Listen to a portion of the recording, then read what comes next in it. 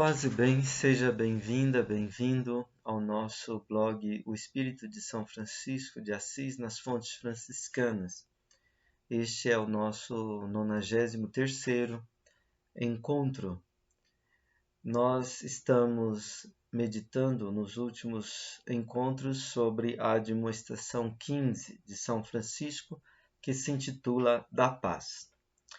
A reflexão que queremos propor hoje tem como título Pôr em obra a paz a partir do sofrimento, o tornar-se filho de Deus por amor ao Cristo crucificado. Vamos ler a admoestação de São Francisco mais uma vez. Bem-aventurados os pacíficos, porque serão chamados filhos de Deus. São verdadeiramente pacíficos os que, de tudo quanto padecem neste mundo, conservam a paz na alma e no corpo, por amor de nosso Senhor Jesus Cristo. Estas são as palavras da admoestação de São Francisco. Vamos dar prosseguimento com a nossa reflexão. Na admoestação 13, São Francisco já falava da bem-aventurança dos pacíficos, no exercício da paciência e da humildade. Na admoestação 14, por sua vez, ele indicava que o concreto exercício da pobreza do espírito acontece na serenidade da paciência fundada no amor-caridade, para com aqueles que nos golpeiam. Na admoestação agora em questão, a 15ª, ele volta a falar da bem-aventurança dos pacíficos, insistindo no assunto da paciência. Podemos dizer que, para São Francisco, há uma íntima conexão e articulação entre caridade, pobreza do espírito, humildade, paciência e paz.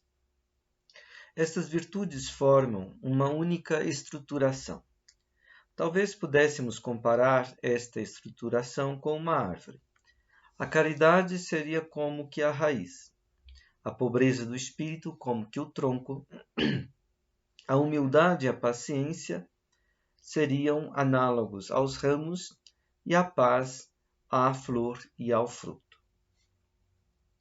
Assim, o pôr em obra a paz seria não só algo como uma construção, mas também algo como uma frutificação.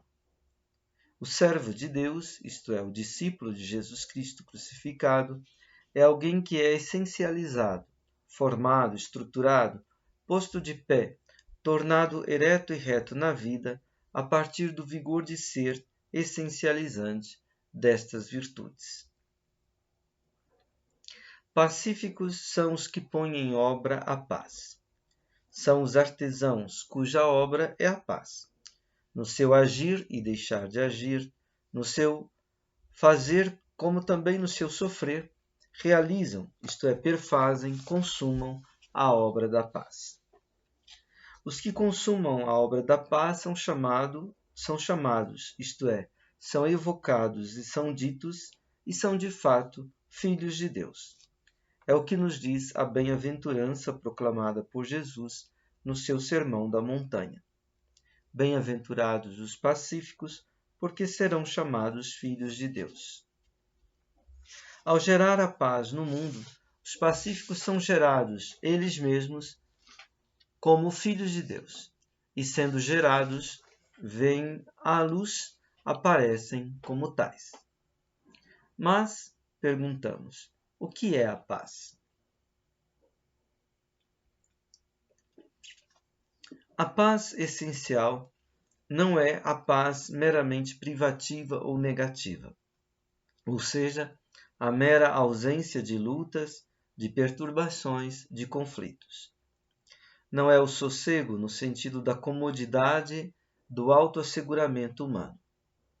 Com efeito, contra a ilusão desta pseudo-paz, advertiram os profetas de Israel e também o apóstolo Paulo quando, na primeira carta aos Tessalonicenses, capítulo 5, versículo 3, ele diz: Quando disserem paz e segurança, então de repente sobrevirá a ruína, como as dores de parto à gestante, e não escaparão. A paz essencial também não se reduz à mera segurança legal, como era o caso da Pax Romana. Não é ainda o frágil acordo de interesses particulares, nem o mero equilíbrio de forças que se combatem, como muitas vezes se entende no tocante ao problema da paz mundial. Se a convivência humana não fundar seus acordos e tratados de paz na ordem da justiça, estes oferecerão apenas uma paz aparente. Dizia o teólogo francês Jean Gerson: justiça é o coração da paz, sua guardiã e sua nutriz. Em sua obra De Civitate Dei, A Cidade de Deus, Santo Agostinho medita a respeito da temporalidade histórica, que é caracterizada pela tempestuosidade dos combates entre os humanos que se agitam na diversidade e mesmo no conflito de seus interesses.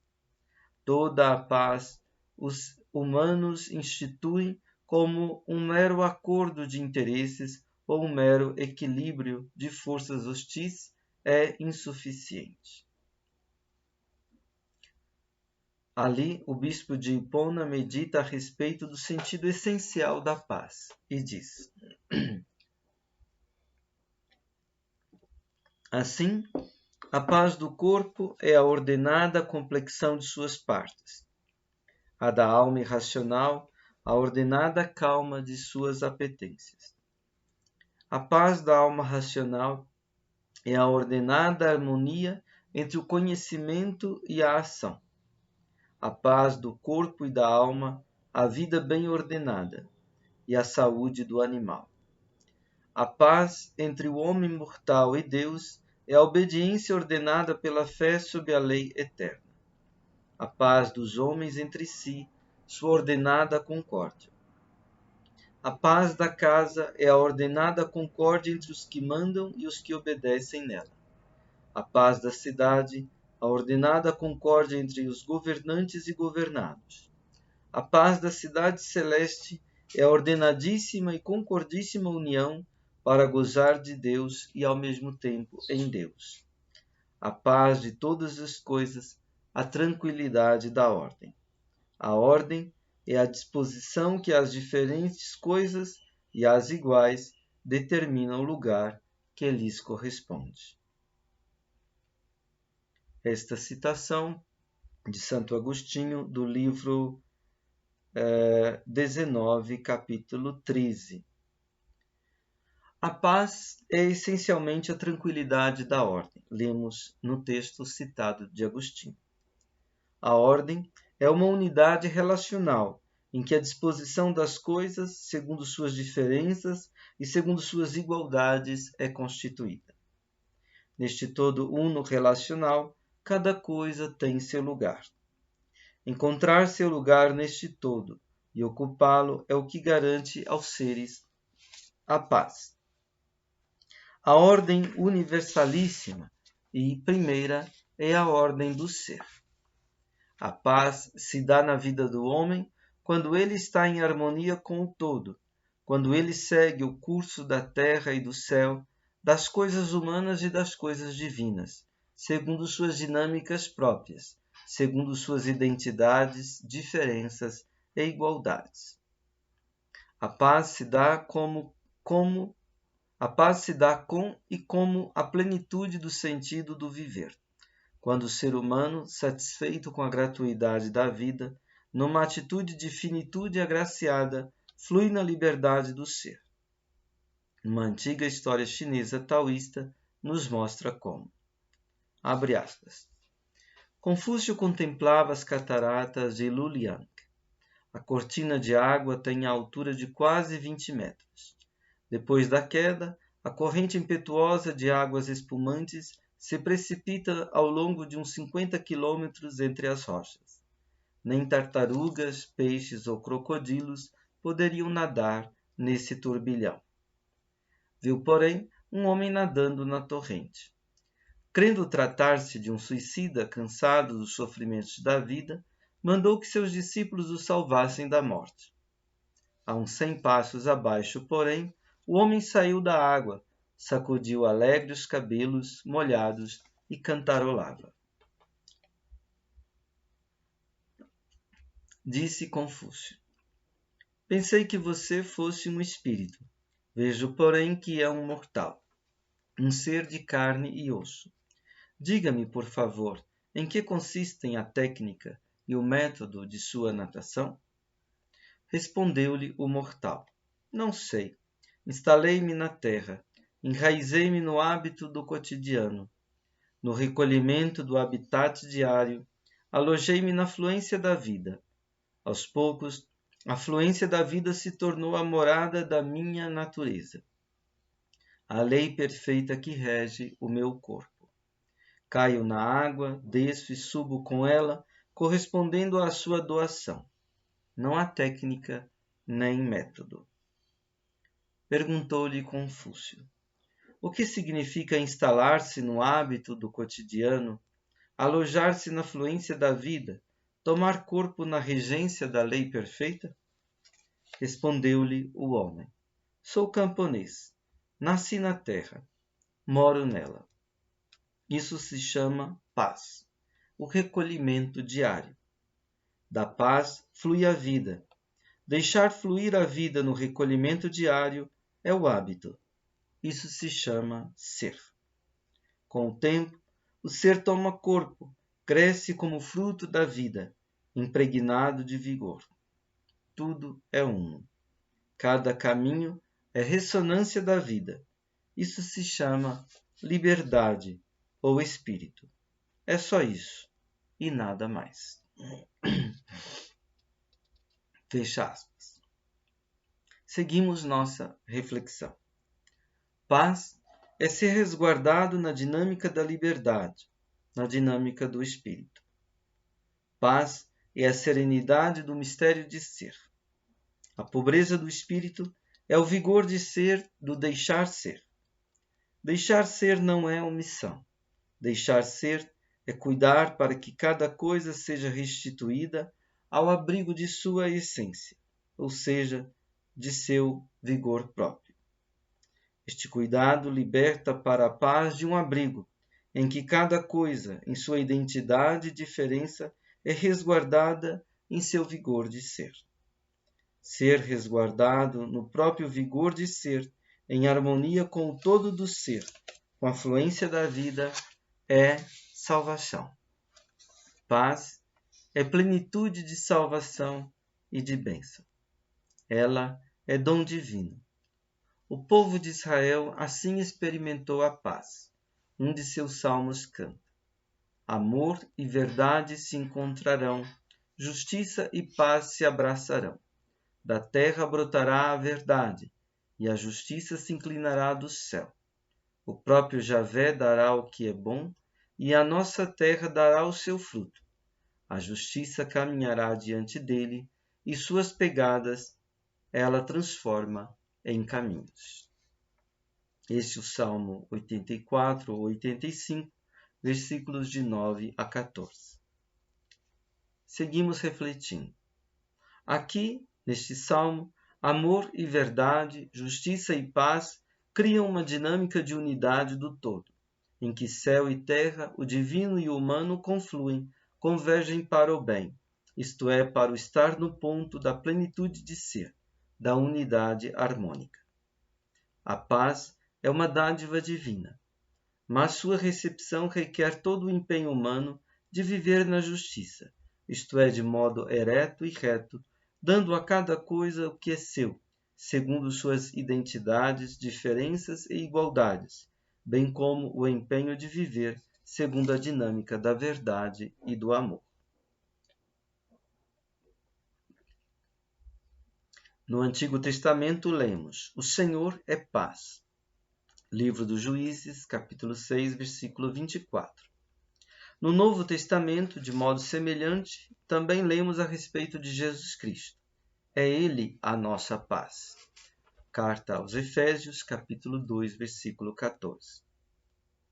No evento da sua cruz, Ele, Jesus Cristo, crucificado, perfez a unidade entre os seres humanos, derrubando o muro de separação que se erguia entre os judeus e os gentios. Na sua cruz, ele também superou a inimizade e consumou a unidade entre os seres humanos e Deus. Em Jesus Cristo crucificado, aconteceu a redenção, isto é, o julgamento e a condenação do pecado e o perdão e do pecador, o resgate dos seres humanos da escravidão do mal da culpa para a liberdade da graça, a recuperação do ser humano e da ordem universal do ser, a sua recriação na vida da graça, isto é, na amizade com Deus. Mas, mais do que servo, discípulo e amigo de Deus, o ser humano é chamado a ser seu filho, na paz.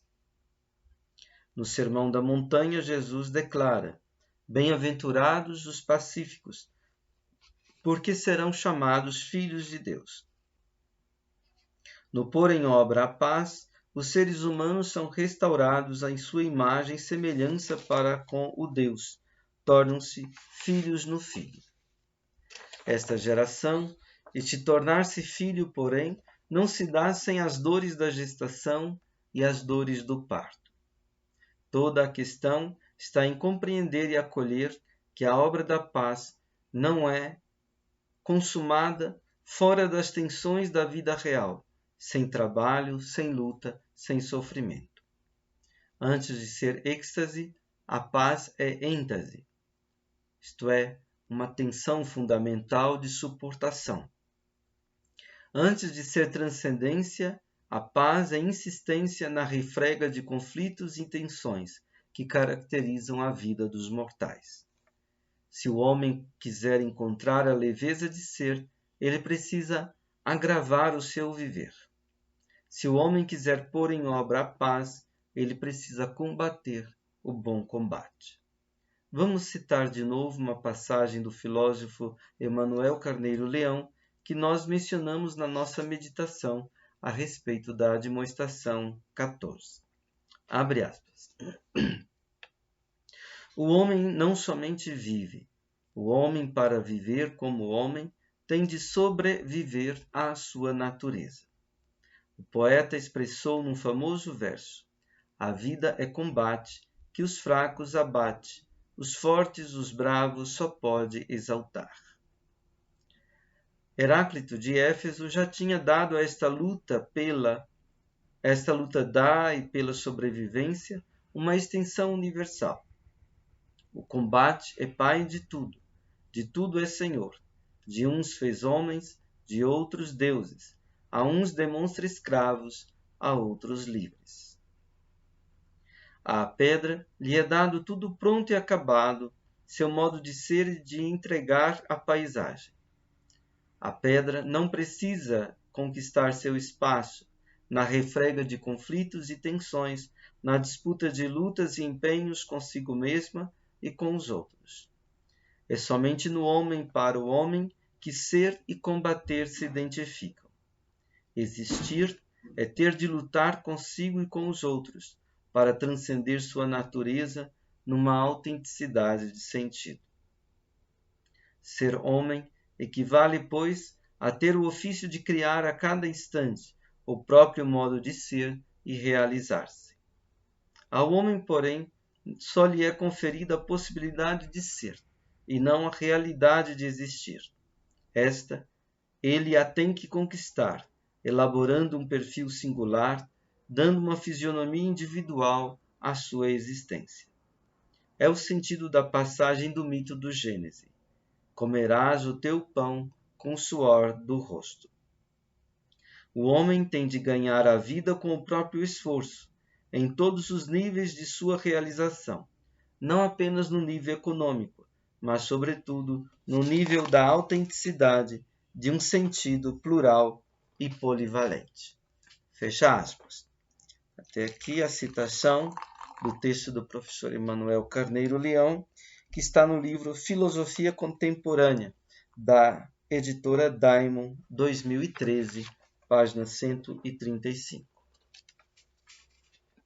Assim, o grande desafio está em compreender e acolher que o pôr em obra a paz, que a geração de nós mesmos como filhos de Deus, só se dá na encarnação, isto é, no entrar nos limites da condição humana, no engajar-se no domínio das tensões e dos conflitos humanos, assumindo tudo o que nos advém e sobrevém, as contrariedades, as adversidades, tudo aquilo que nós comumente temos por negatividades.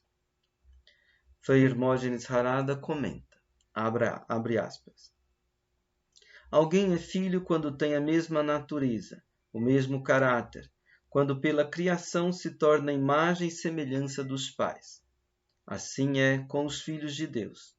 Mas então, como será Deus enquanto pacífico? Pensamos que Deus é perfeita harmonia e paz por ser isento de toda perturbação, por estar acima de toda tempestade. Para São Francisco, porém, Deus é pacífico não porque é inatingível pelas negatividades, mas porque tem por núcleo o amor, porque tem sua identidade no amor e na misericórdia. O amor é o princípio de ação, de compreensão, de decisão de Deus. Se o homem se fundamentar sobre este mesmo princípio, a semelhança, nada o poderá abalar, porque está no mesmo sentimento, no mesmo vigor de Deus. Assim fundamentado, todos os acontecimentos começam a ter significado, até aqueles que usualmente são classificados como negativos. O problema do homem, de fato, é onde ancorar seu sentido de viver, pois a harmonia não é a ausência de sofrimento e contrariedade, mas compreensão profunda, radical, corajosa e positiva de tudo, até das negatividades, como presença e desvelamento do Deus de amor, que pelos acontecimentos convoca a se abrir para ele. Por isso, o servo de Deus que busca a paz, não na ausência de perturbação, mas na própria perturbação, na contrariedade, na provocação e encontra a perturbação, a contrariedade, a provocação como paz. Paz, portanto, é aquilo que ordena, dá significado, sentido e harmonia à vida. Tem aí a citação do Frei Hermógenes Harada. Seguimos nossa reflexão. A verdadeira paz, isto é, a paz real, que não é mera aparência, uma mera fantasia ou um mero sonho de nosso eu, ou uma ilusão, o engano e o engodo, é a paz que se perfaz, se consuma, avança, se potencializa e frutifica feliz em meio ao sofrimento da vida real. Por isso, São Francisco diz, abre aspas, são verdadeiramente pacíficos os que, de tudo quanto padecem neste mundo, conservam a paz na alma e no corpo, por amor de nosso Senhor Jesus Cristo. Fecha aspas. O latim usa a expressão de omnibus quae in hoc seculo patiuntur, o que está traduzido aqui por de tudo quanto padecem neste mundo. O de latino é uma preposição que quer dizer um ponto de partida. O pacífico toma como ponto de partida tudo o que ele é instado a padecer, isto é, a suportar, a carregar neste mundo, na terra dos homens. A vida real, com tudo o que lhe advém e sobrevém, com todos os seus golpes e com todas as tempestades, é o seu ponto de partida para pôr em obra a paz. Esta só surge do realismo da humildade e da serenidade da paciência. Mas tais atitudes só são possíveis na medida em que o ser humano realiza aquilo que dizia o ditado grego, pateimatos, no sofrimento, o conhecimento. O sofrimento é infrutífero quando não é assumido como aprendizado, mas é frutífero quando o homem aprende com sua experiência.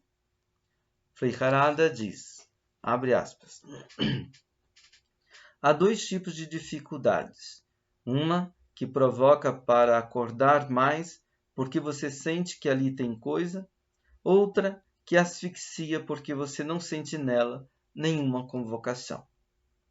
Esta demonstração se refere às dificuldades que provocam e convidam a aprender, convidam a amá-las. Gostar das dificuldades que provocam e se animar a partir delas é condição fundamental para ter um psiquismo sadio. Quem não se educa para tanto se torna pessoa indiferente, amuada, insatisfeita, sem saber porquê. Quando descobre o porquê, não é capaz de se animar, e quando se anima, não aguenta. Dá um círculo vicioso terrível. Daí a necessidade de descobrir que nem todas as dificuldades são iguais e que aquela que asfixia pode ser reconduzida à dificuldade que provoca. Fecha aspas. Seguimos nossa reflexão. Transformar o sofrimento, a dificuldade que asfixia, em sofrimento, dificuldade que provoca a aprendizagem. Esta atitude é fundamental. Ela caracteriza o pacífico, o discípulo de Jesus Cristo crucificado, que aprendeu a ser filho, a obediência filial pelo que sofreu, conforme lemos em Hebreus capítulo 5, versículo 8. A maturação dessa disposição constante leva a conservar no ânimo e no corpo a paz. Assim, o eu tirânico, nossa falsa identidade, vai dando lugar ao nosso si mesmo verdadeiro, o de Filho de Deus. Se por um lado é preciso converter o sofrimento que asfixia em sofrimento que liberta para a aprendizagem, por outro lado é preciso converter o eu tirânico e mesquinho no si mesmo livre e libertador, e nobre de Filho de Deus. Vejamos outro comentário de Frei Harada. Abre aspas. A demonstração está de novo fundamentada naquela concepção típica da experiência religiosa de que o verdadeiro eu nosso não é esse eu que sempre defendemos. O verdadeiro eu nosso é o grande, imenso Deus que está em toda parte, em tudo que é bom, em tudo que é valor. Está até mesmo lá onde nós não vemos valores, e que esse Deus é nosso na medida em que nos abrimos a Ele, fazendo felizes a nós mesmos e aos outros. Quando há algum padecimento, nosso eu reage, fica triste, irritado, dispara em autodefesa e perdemos a paz interior, isto é, a nível de faro existencial, e exteriormente, isto é, a nível psíquico. Francisco busca continuamente converter o nosso pequeno eu para o grande eu que é Deus. Todo padecimento e provação serve para purificá-lo e ter uma visão mais clara da realidade. Já pensou como seria o convívio familiar, eclesial, social e político se sempre mais se conseguisse substituir nosso mundo egocentrado, nosso eu mesquinho, magoado, opressor, com o imenso, magnânimo, misericordioso e redentor mundo de Deus? Estar neste trabalho de purificação e conversão é conservar a paz. Fecha aspas. Vimos que a paz de Deus, do ponto de vista cristão e evangélico, não tem tanto a ver com sua impassibilidade de espírito onipotente, mas tem mais a ver com sua essência, com seu coração, que é amor, misericórdia. Assim também, esta conservação da paz só é possível se imitarmos a atitude de Jesus Cristo crucificado. Para São Francisco, o pivô está em suportar tudo por amor a nosso Senhor Jesus Cristo. A expressão por amor se diz em latim propter. Esta palavra pode ser traduzida assim por amor de, por causa de, em vista de. Mas ela significa mais elementarmente perto de, ao lado de, ao longo de.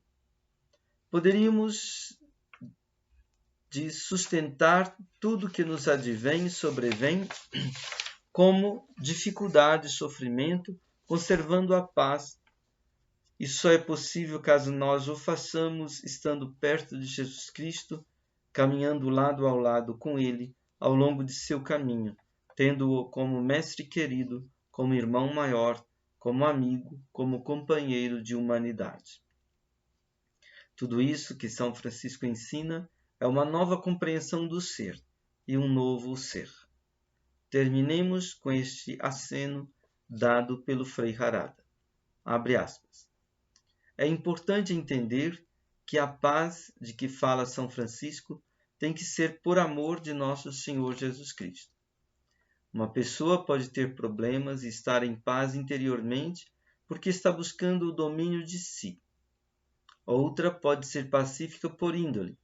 Nos dois casos, a paz não está sendo por amor de nosso Senhor Jesus Cristo. Para ter paz verdadeira e durável, deve haver um núcleo no viver humano, e este núcleo não ser qualquer coisa, por mais sublime que ela seja. Para São Francisco, este núcleo é nosso Senhor Jesus Cristo.